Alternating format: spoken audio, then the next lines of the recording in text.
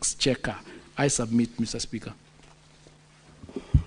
Honourable Senator for Nairobi County, do you have any supplementary questions? Speaker, indeed, I do have one supplementary question, but before I ask that supplementary question, I just need some clarity on the answer that has been provided by the CS. Honourable CS, you have said that you are supplying a net payroll support of 145 million, knowing that the monthly wage bill for the institution is 272 million per month. Can you clarify to me whether this 145 that you say is for the period January 2025 to 30th June 2025 is a monthly support of 145, or the 145 is for those 3 months, which would be a drop in the ocean when you compare with the monthly wage bill? Secondly, there's a mention of conditional grants that you say will bridge the budget gap. Unfortunately, you have not provided any figures, CS. Do you have a figure of the total amount of the conditional grant that is going to be supported, the institution is going to be supported with? And lastly, last clarification, Honourable Speaker, there is language that is suspicious in the response on the recovery measures. I don't understand what you mean by staff right-sizing. This is the first time in my entire life that I have heard that word, staff right-sizing. Are you saying you're going to sack people? And if it is that is what you are saying, can it come from you clearly, which cadre of staff are affected and the numbers? And then, Speaker, I can ask my supplementary question then. Because those were just clarifications. This language is, that language is confusing. What is right-sizing? Are you cutting people down to size? Proceed. Now, Honourable Speaker, the supplementary question that I wanted to ask is whether this idea of transforming these middle-level colleges like Kenya Polytechnic into universities without sound financial and research grounding was ill-thought, and given the inability of these institutions to self-fund from internal resources. He has brought that question very clearly, Honourable Speaker, that these institutions are unable to self-sustain because of the sources of funding. Would you still, as a government, support this policy of transforming these mid-level colleges like Kenya Poly into universities? I thank you, Honourable Speaker. Honourable CS, you may proceed to respond. Thank you, Mr. Speaker. For clarification, first clarification, Honourable Sifuna, the 145 million is monthly support. Monthly support to cover a gross payment of salary from January 2025 to June 2025. The conditional grant figures, we have them inbuilt in the 12.9 billion figure that we are supposed to pay, which we spread out from 2025-26 year to 2030-31. There is a schedule of how much per year we are giving so that that figure can be met.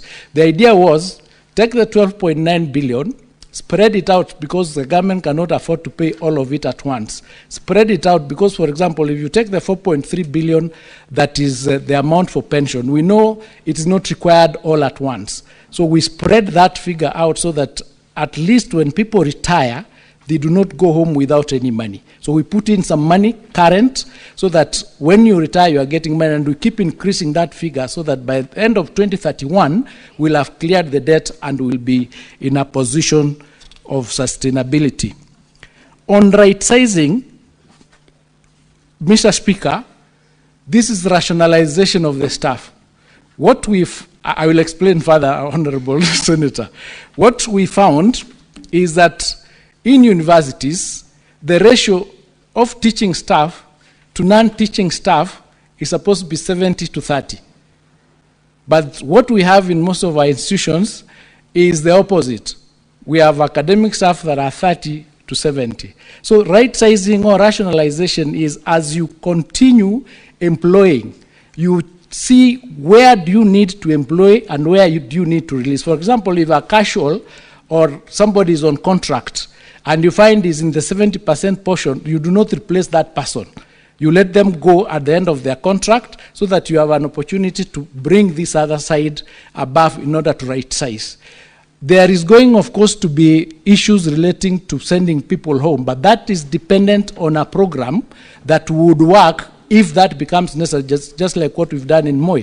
What we did in Moi, we agreed that the first thing that will happen is the people whose contracts are coming to an end and are not required to be renewed because they're in the category of where you have more than you need, you don't renew their contract.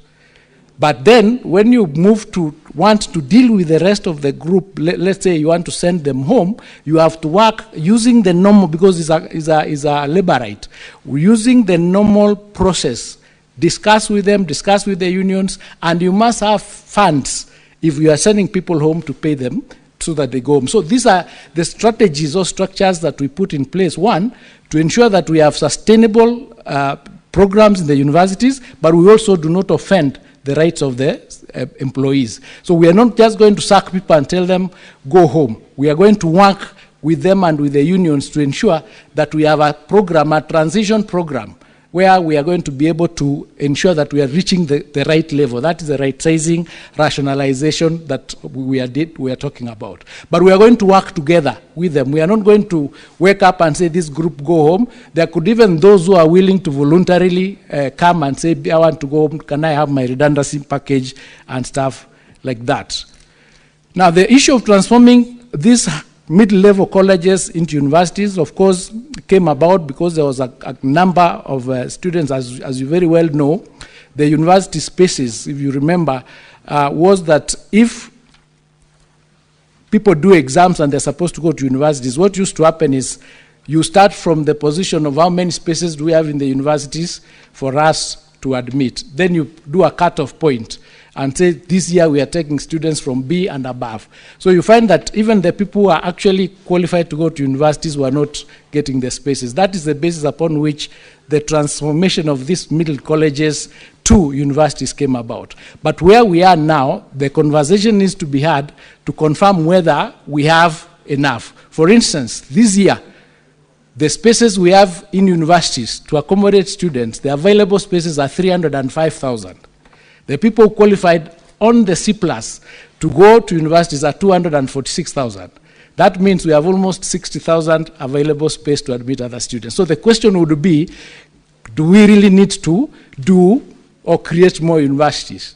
Because we are not getting enough students to admit. So it's a conversation that we'll have, and at each and every discussion, this is the rationalization, the discussion, the assessment that needs to be done, including the financial implications of it, to see whether it is possible to upgrade. But otherwise, currently we have almost 79 universities in the country, for 3 of them being public, the rest being private. So we have enough spaces to admit all our students. So it's a conversation, as I said, that would need to be had depending on the need. Thank you, Mr. Speaker. I submit. Senator Professor Kamal. Thank you, Mr. Speaker, for the opportunity, and thank you, Minister, for the answers. I'm just wondering about the universities in relation to the TVETs, and you answered the question earlier about the TVETs. How much space do we have in the TVET and mid-level colleges to absorb our students? I'm asking that because you have rightfully said the percentage to the university is about 20% of those who did KCSE. You have also said that those figures are at least well accommodated as far as admission is concerned, because we have even extra room. How many do we have in the middle level? This percentage that qualifies to go to college, what capacity do we have for them? That's for the mid-level, before we even talk of VCTs. I know since you are a minister of both basic and higher education, we also have students who are